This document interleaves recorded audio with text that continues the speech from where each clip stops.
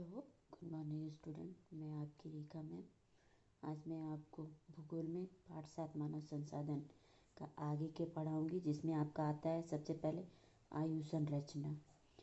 आयु संरचना का मतलब होता है कि आयु वर्ग, विभिन्न आयु वर्ग के लोग, जैसे 5 से 9 वर्ष के लोग, 10 से 14 वर्ष, 15 से 59 वर्ष के या 60 से अधिक के, ये सारे आयु समूह के लोग कहलाते हैं। अब कहते हैं हमारे घरों में कुछ कम आयु के बच्चे होते हैं और कुछ मध्यम आयु के युवा तथा कुछ अधिक आयु के वृद्ध होते हैं। इसी प्रकार देश में भी रहने वाले लोगों की आयु में विभिन्नता होती है। किसी देश में विभिन्न पहलुओं के विकास के लिए योजनाएं बनाने में जनसंख्या का आयु के अनुसार वितरण बहुत सहायक होता है।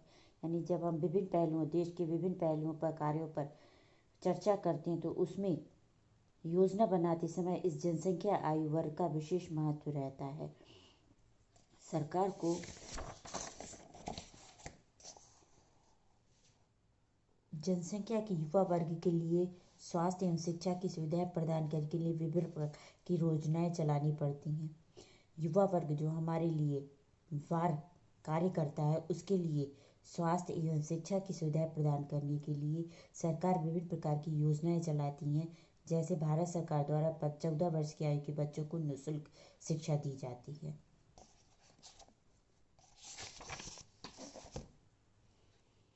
अब आता है आपका भारत में जनसंख्या वितरण। भारत में जनसंख्या का वितरण बहुत असमान है।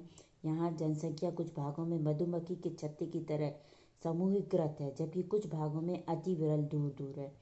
गंगा यमुना के मैदान में अधिक जनसंख्या निवास करती है, क्योंकि वहाँ की भूमि समतल और उपजाऊ है।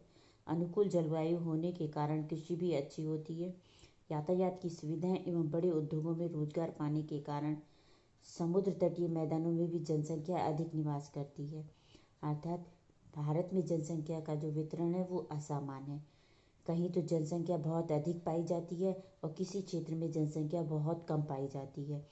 उत्तर भारत के उत्तरी मैदान में जनसंख्या बहुत अधिक पाई जाती है। इसके विपरीत आपकी राजस्थान है, पर्वतीय क्षेत्र है, इन क्षेत्रों में जनसंख्या बहुत कम पाई जाती है। मैदानी क्षेत्रों में जनसंख्या का वितरण अधिक होने का कारण है यहाँ यातायात की सुविधाएं, बड़े बड़े उद्योगों का रोजगार पाने के कारण, मैदानी क्षेत्र होने के कारण, जलवायु अच्छी होने के कारण यहाँ पे जनसंख्या निवास अधिक करती है। प्रति वर्ग किलोमीटर क्षेत्र में निवास करने वाले लोगों की, व्यक्तियों की संख्या को उस क्षेत्र का जनसंख्या घनत्व कहते हैं। क्वेश्चन आता है कि जनसंख्या घनत्व किसे कहते हैं। तो प्रति 1 वर्ग किलोमीटर में, यानी 1 वर्ग किलो क्षेत्र में निवास करने वाले कुल लोगों की संख्या को उस क्षेत्र का जनसंख्या घनत्व कहते हैं। अब आपका टॉपिक आता है जनसंख्या का स्थानांतरण। स्थानांतरण कहते हैं एक स्थान को छोड़कर दूसरे स्थान पर जाकर बस जाना, वो आपका स्थानांतरण कहलाया जाता है। गांव के लोगों की मुख्य जीविका कृषि, पशुपालन तथा बागवानी है, जबकि नगर के लोग विभिन्न सेवाओं, उद्योग, परिवहन में लगे रहते हैं। भारत को गाँव का देश कहते हैं। गाँव के विकास में ही देश की उन्नति होती है। जब गाँव में भौतिक सुविधाएं, बिजली, पानी, शिक्षा और रोजी रोटी की परेशानी होती है तो गांव के लोग नगर की तरफ जाने लगते हैं। गांव में एक कृषि प्रधान देश है और अधिकांश लोग गांव में निवास करते हैं, कृषि कार्य करते हैं। लेकिन जब किसी कारण से गांव में कृषि, बाढ़ या सूखे की स्थिति बन जाती है तो लोग उन गाँव को छोड़कर नगरों की तरफ प्रस्थान कर जाते हैं, महानगरों की तरफ जाने लगते हैं। उसे कहते हैं स्थानांतरण। तो गांव में नगरों और नगरों से महानगरों की जनसंख्या का स्थानांतरण होता है। इसी तरह नगरों से महानगरों की तरफ स्थानांतरण होता है। इससे भारत में स्थानीय जनसंख्या का प्रतिशत बढ़ रहा है। भारत में नगरीय जनसंख्या का प्रतिशत 2001 में 27.8 था। यह 2011 की जनगणना के अनुसार बढ़कर 31.2% हो गया है।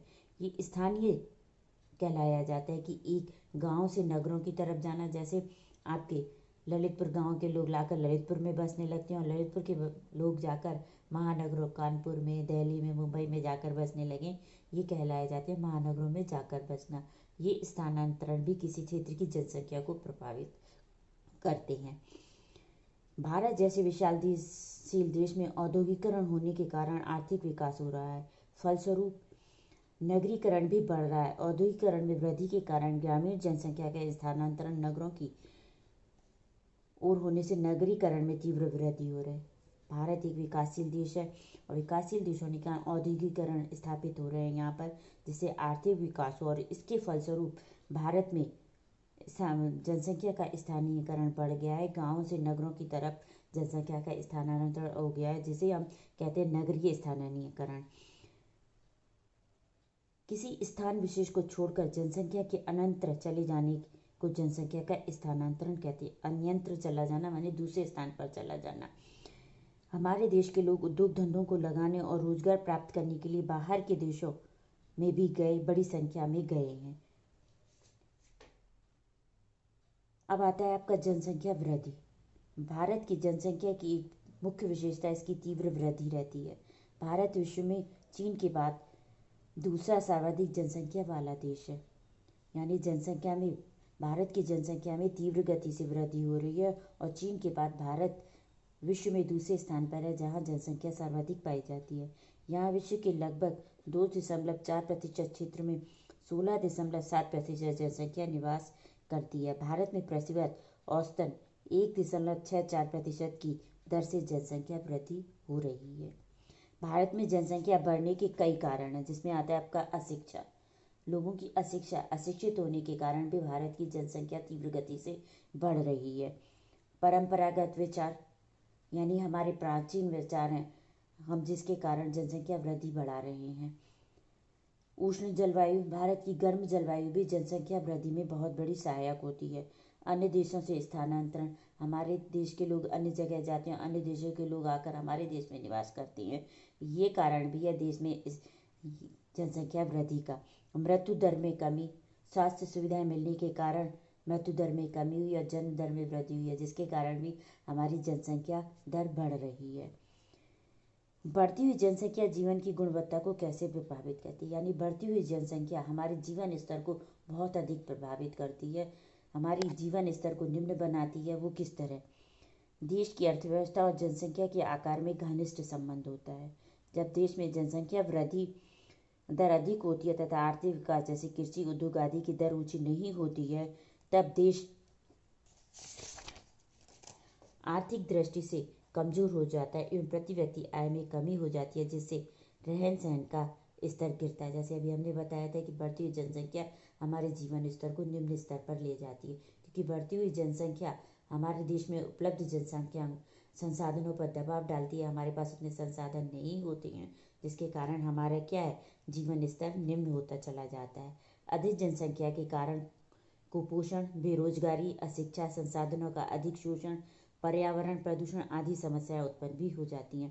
कहते हैं जीवन स्तर निम्न तो होता ही है, इसके अतिरिक्त भी कुपोषण के शिकार हो जाते हैं लोग, बेरोजगारी अधिक होती है, अशिक्षा, संसाधनों का अधिक शोषण, पर्यावरण प्रदूषण आदि अनेक समस्याएं जनसंख्या वृद्धि पैदा कर देती है। ऐसी स्थिति में जनसंख्या का गुणात्मक पक्ष अर्थात जीवन की गुणवत्ता घटती चली जाती है। आपके इसमें ये दिखाया है पर्यावरण प्रदूषण अधिक होना, जनसंख्या अधिक होना, यानी अधिक जनसंख्या का हमारा पर्यावरण प्रदूषित होता है। आवश्यकताओं की वस्तुओं का अधिक उत्पादन, जनसंख्या अधिक होने के कारण हमें आवश्यकता की वस्तुओं का उत्पादन अधिक करना पड़ता है। संसाधन, उसके लिए हमें संसाधनों का दोहन करना पड़ता है और संसाधनों का दोहन पर्यावरण प्रदूषण को बढ़ावा देता है। उच्च जीवन प्रत्याशा, न्यूनतम जन्म दर, यानी हमें अगर जीवन प्रत्याशा को उच्च बनाना है तो उसके लिए हमें न्यूनतम जन्म दर चाहिए, न्यूनतम आश्रितों की संख्या चाहिए, ऊंचा जीवन स्तर चाहिए, व्यक्ति की आयु अधिक होना चाहिए। न्यूनतम आश्रित जो हमारे ऊपर यानी 60 से अधिक आयु वर्ग के लोग या 14 वर्ष से कम वर्ष के बच्चों को आश्रित जनसंख्या के अंतर्गत लाते हैं, क्योंकि ये शिशु, क्योंकि 14 वर्ष तक के बच्चे या 18 वर्ष जब तक कि व्यक्ति कमाने नहीं लगता है तब तक वो अपने पेरेंट्स, माता पिता पर निर्भर रहता है, इसलिए उसे आश्रित जनसंख्या। इसी तरह रिटायरमेंट के बाद पेरेंट्स से भी, माता पिता भी अपने बच्चों पर आश्रित हो जाते हैं, इसलिए इन जनसंख्या को हम क्या कहते हैं, आश्रित जनसंख्या कहते हैं। यानी जो दूसरों पर निर्भर रहते हैं वो आश्रित जनसंख्या कहलाई जाती है।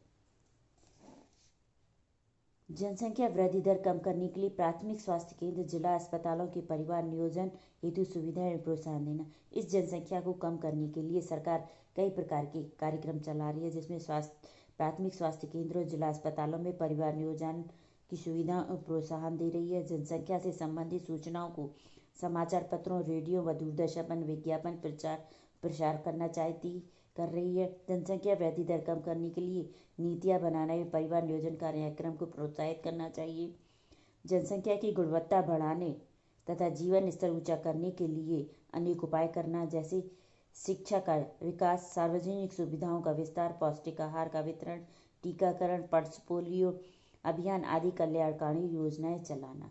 जनसंख्या वृद्धि पर नियंत्रण करने के लिए सरकार को ये योजनाएं चला रही है, जिससे हमारी जनसंख्या वृद्धि दर कम हो सके। आपका चैप्टर आज ख़त्म।